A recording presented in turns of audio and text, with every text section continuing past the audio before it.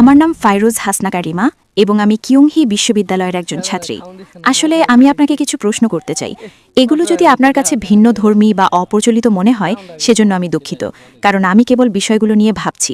আমার প্রথম প্রশ্ন হলো, আপনি কেন মনে করেন যে একজন মানুষের জন্য, বিশেষ করে একজন মুসলিমের জন্য, জীবনে শুধু ভালো কাজ করা, অন্যদের ক্ষতি না করা এবং সৃষ্টির প্রতি সদয় হওয়াই যথেষ্ট নয়?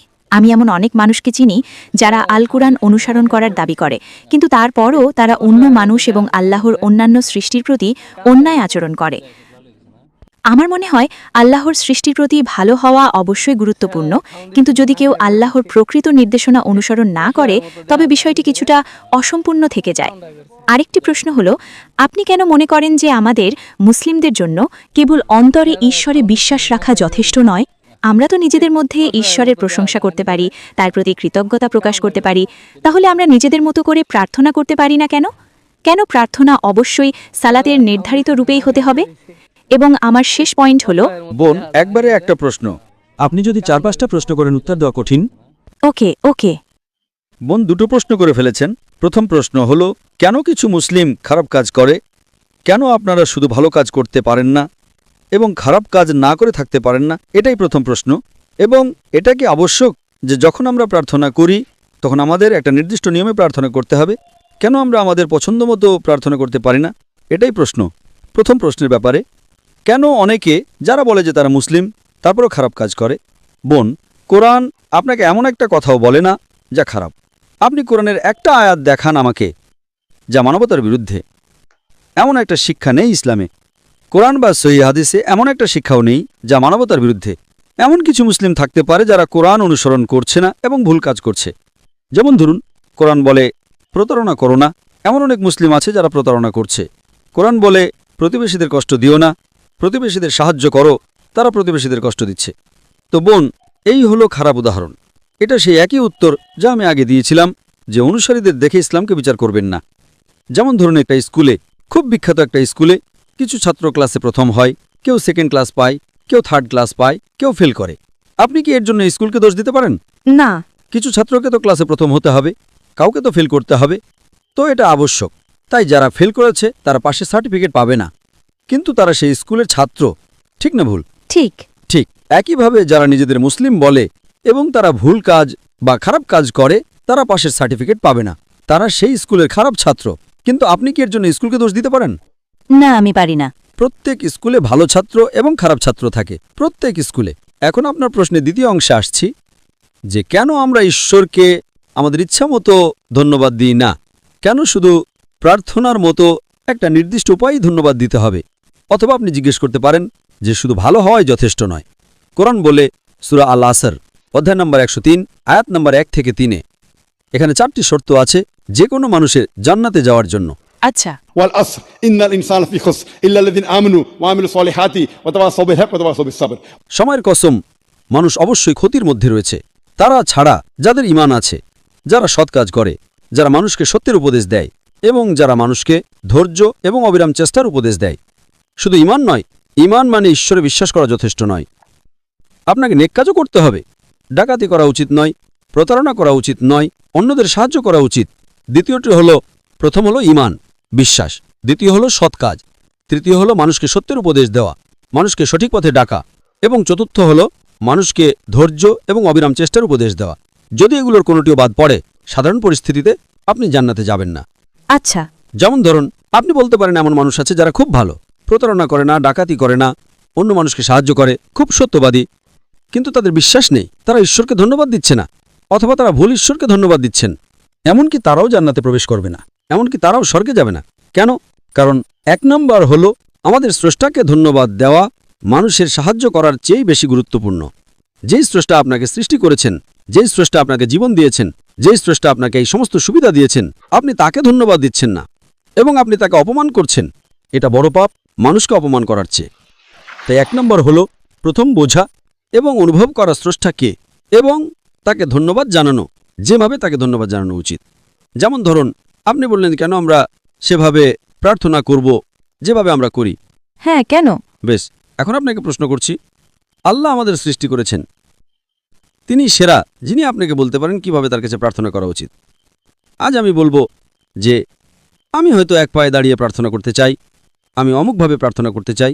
যেমন ধরুন ক্লাসে শিক্ষক বলেন যে ঠিক আছে, যদি তুমি আমাকে সম্মান করো তাহলে তুমি আমার আদেশ মেনে চলো। ছাত্র বলল, না না, আমি আপনাকে সম্মান করি, কিন্তু আমি আপনাকে মানতে চাই না, আমি সেভাবে সম্মান করতে চাই যেভাবে আমি সম্মান করতে চাই। কে সঠিক? শিক্ষক। কারণ শিক্ষক বলেন যদি তুমি আমাকে মানো তবে তুমি আমাকে সম্মান করবে। সুতরাং সর্বশক্তিমান ঈশ্বর, যিনি স্রষ্টা, তিনি নির্ধারণ করে দিয়েছেন কিভাবে আপনার প্রার্থনা করা উচিত। এবং যখন আমরা প্রার্থনা করি আমরা উপকৃত হই, কারণ আমাদের নামাজে আমরা সিজদা করি, আমরা আমাদের শরীরের সর্বোচ্চ অংশ কপালকে মাটির সর্বনিম্ন অংশে রাখি এবং বলি সমস্ত প্রশংসা আল্লাহর যিনি মহান, সমস্ত প্রশংসা আল্লাহর যিনি মহান 3 বার। কারণ আজ মনোবিজ্ঞানীরা আমাদের বলে যে আমাদের শরীর আমাদের নিয়ন্ত্রণে থাকে, আমাদের মন সরাসরি আমাদের নিয়ন্ত্রণে থাকে না। তাই মনকে দখল করতে হলে আপনাকে শরীরকে বিনম্র করতে হবে। আমি সালাতের উপর একটা লেকচার দিয়েছি, সালা দ্য প্রোগ্রামিং টুয়ার্ডস রাইচাসনেস, যা বিস্তারিত বলে কেন আমরা সালাত আদায় করি সেভাবে যেভাবে আমরা করি। আমি আপনাকে ইউটিউবে সেটা দেখতে অনুরোধ করছি। আপনার উত্তরের জন্য ধন্যবাদ। এবং আমার শেষ প্রশ্ন আছে, আমি কি পারি? অবশ্যই। তো যতদূর আমি জানি ইসলাম আমাদের শেখাচ্ছে কিভাবে জীবনে ভালো কাজ করতে হয় এবং পরকালের জন্যও। কিন্তু আপনার আগের উত্তর অনুযায়ী আমি যেটা নিয়ে ভাবছি সেটা হলো, কেন এটা ভুল যদি আমি মানুষের প্রতি ভালো কাজ করি এবং ঈশ্বরে বিশ্বাস করি এবং আমি তার আদেশ পালন করি, যেমন অন্যদের সাহায্য করা এবং কুরআনে উল্লেখ করা আরও কিছু বিষয়। কিন্তু আমি শুধু বুঝতে পারছি না যেভাবে আমাদের প্রার্থনা করা উচিত, এবং আপনি সেটা আগে উল্লেখ করেছেন, এবং রোজার বিষয়টি এবং অন্যান্য সুন্নার বিষয়গুলো আমি ঠিক ওগুলো বুঝতে পারি না। আমি ইতিহাস সম্পর্কে কিছুটা জানি, কেন আমাদের রোজা রাখা উচিত, কিন্তু আমি যা বুঝতে পারি না তা হলো কেন এগুলো আমাদের জীবনে নিয়মিতভাবে পালন করতে হবে। যেমন যদি আমরা জীবনে একবার রোজা রাখি বা জীবদ্দশায় একবার পালন করি তাহলে কি সেটি যথেষ্ট নয়? কেন বছরে একবার বা নির্দিষ্ট সময় অন্তর এটি পালন করা বাধ্যতামূলক? আমি বিষয়টি ঠিকভাবে বুঝতে পারছি না। বোন প্রশ্ন করেছেন দুটো প্রশ্ন। 1 নম্বর, অন্যদের সাহায্য করা কেন ভুল? বোন, কোরআনে কোথাও বলা হয়নি যে অন্যদের সাহায্য করা ভুল। অন্যদের সাহায্য করা ভালো। যদি আপনি অন্যদের সাহায্য না করেন তবে আপনি ভুল করবেন। Point number 1। পয়েন্ট নম্বর 2, কেন আমরা সুন্নার মতো কিছু কাজ করি? সুন্না মানে হলো সেই কাজ এবং আদেশ সর্বশেষ এবং চূড়ান্ত নবী মুহাম্মদ সাল্লাল্লাহু আলাইহি সাল্লামের। যেমন আপনি জিজ্ঞেস করলেন কেন আমাদের রোজা রাখা উচিত এবং কেন আমাদের নির্দিষ্ট মাসে রোজা রাখা উচিত। আমরা রোজা রাখি কারণ এটা ইসলামের অন্যতম খুঁটি। আর কোরআন সূরা বাকারার অধ্যায় নম্বর 2 আয়াত নম্বর 183-তে বলে যে তোমাদের উপর রোজা ফরজ করা হয়েছে যেমন তোমাদের পূর্ববর্তীদের উপর ফরজ করা হয়েছিল, যাতে তোমরা আত্মসংযম শিখতে পারো, তোমরা তাকওয়া শিখতে পারো, তোমরা ধার্মিকতা শিখতে পারো, তোমরা খোদাভীতি অর্জন করতে পারো। কেন আমরা একসঙ্গে রোজা রাখি? কারণ আমরা একতায় বিশ্বাস করি। রমজান মাসে সবাই রোজা রাখি কারণ আমরা একতায় বিশ্বাস করি। যখন আমরা প্রার্থনা করি আমরা একসঙ্গে প্রার্থনা করি। যদি আপনি একতার সাথে প্রার্থনা করেন তবে একা প্রার্থনা করার চেয়ে আপনি বেশি সওয়াব পাবেন। একইভাবে রোজা মানে আপনাকে 1 মাস রোজা রাখতে হবে, তাই 1 মাস সম্পূর্ণভাবে রমজান মাস হিসেবে নির্ধারণ করা হয়েছে। এটা 29 থেকে 30 দিন এবং আমরা নবীর সুন্নার শিক্ষা অনুসরণ করি কারণ তিনি সর্বশক্তিমান ঈশ্বরের সর্বশেষ এবং চূড়ান্ত নবী। বোন, আমি আপনাকে জিজ্ঞেস করছি, আপনি কি বিশ্বাস করেন একজন ঈশ্বর আছেন? হ্যাঁ, আমি ঈশ্বরে বিশ্বাস করি। আপনি কি বিশ্বাস করেন নবী মুহাম্মদ সাল্লাল্লাহু আলাইহি সাল্লাম ঈশ্বরের নবী? হ্যাঁ, আমি ওটাতেও বিশ্বাস করি। তাহলে এর মানে আপনি একজন মুসলিম। হ্যাঁ, আমি জানি। ঠিক আছে। ধন্যবাদ। বোন, আপনি কি শাহাদা আরবিতে বলতে চান? কারণ একজন মুসলিম হতে হলে অন্তত 2টা জিনিস থাকা দরকার। তাহলে বিশ্বাস করা যে ঈশ্বর এক, হ্যাঁ, বিশ্বাস করা যে নবী মুহাম্মদ সাল্লাল্লাহু আলাইহি সাল্লাম ঈশ্বরের নবী। বাকি সবকিছু পরে আসে। তাই যদি আপনি এই 2টো জিনিসে বিশ্বাস করেন, আপনি কি শাহাদা আরবিতে বলতে চান? আমার মতে আপনি একজন মুসলিম। হ্যাঁ। আপনি কি শাহাদা আরবিতে বলতে চান? আমার মতে আপনি একজন মুসলিম। হ্যাঁ, আমি একজন মুসলিম। ও, আপনি মুসলিম? হ্যাঁ, আমি একজন মুসলিম। আসলে আমার বাবা মাও মুসলিম এবং পুরো পরিবারও মুসলিম, কিন্তু আমি নিজেকে শুধু এটাই প্রশ্ন করছি যে এটা কি, এটা কিসের জন্য বা এরকম কেন। তাহলে এখন কি বিষয়টা পরিষ্কার হয়েছে? হ্যাঁ। তাহলে এখন বুঝতে পারছেন এগুলো সঠিক শিক্ষা? আমি মনে করি অল্প কিছু। ভালো বোন, আমি আল্লাহর কাছে দোয়া করি তিনি আপনাকে আরো সঠিক পথ এবং আরো হেদায়েত দেন ইনশাআল্লাহ। তাতে কি সমস্যা আছে যদি আমি আমার মতামত দিই? কিসের? একটা বিষয়। আচ্ছা। তাহলে আপনি বললেন জান্নাতে যাওয়ার জন্য মানুষের 4টি গুণ থাকতে হয়, ঠিক তো? হ্যাঁ। যেমন ঈশ্বরে বিশ্বাস করা এবং আরেকটি কি আমি ভুলে গেছি? সৎকর্ম। হ্যাঁ, সৎকর্ম। মানুষকে সত্যের পথে ডাকা এবং মানুষকে ধৈর্য এবং পরিশ্রমের পথে ডাকা। হ্যাঁ, তো আপনার মতে কি এটা একই? তাদের ক্ষেত্রে কি এতে কোনো পার্থক্য হয়? যারা অন্য মানুষের উপকার করে কিন্তু সালাত আদায় করে না এবং প্রার্থনা করে না কিন্তু ঈশ্বরে বিশ্বাস করে, এবং যারা সালাত আদায় করে এবং মানুষের উপকারও করে, তবে মাঝে মাঝে তারা মানুষের প্রতি ভেদাভেদ করে এবং অন্য মানুষ সম্পর্কে খারাপ কথা বলে, যদিও তারা সালাত আদায় করে এবং ঈশ্বরে বিশ্বাস করে।